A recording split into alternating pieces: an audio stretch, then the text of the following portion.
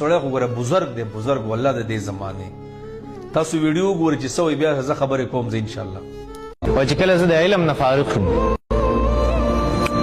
ما په دې مسله کې یو سوال هم کړ، ډېر عجیبه جواب راکړ چې ما کله علم وکړ، ما الله ته ویل چې یا الله کما چرته دا علم کړي استاد رضا د پاره مې کړي او ستا په دربار کې دا قبولي، نو ما ته داسې یو ناشنا څیز وښیه چې زه حیران شم.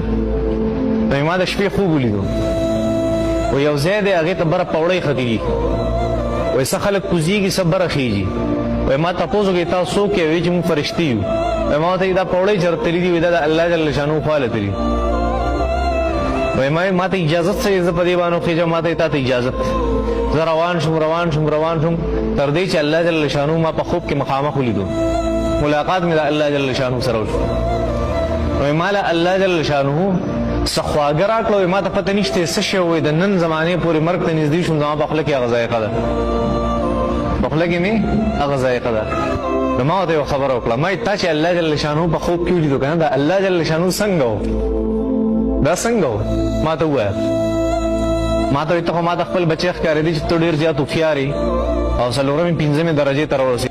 دا د الله جل شانو دا آیت مبارکه د قرآن نه دی اورېدلی چې لیس کمثله شیء، دا الله په شان هېڅ څوک هم نشته. نو زه دا ته څنګه بیان کړم چې الله داسې و، چې الله فرمایي زما څه مثل نشته، څه مثال نشته، زه ته پېښ کړم چې داسې و الله جل.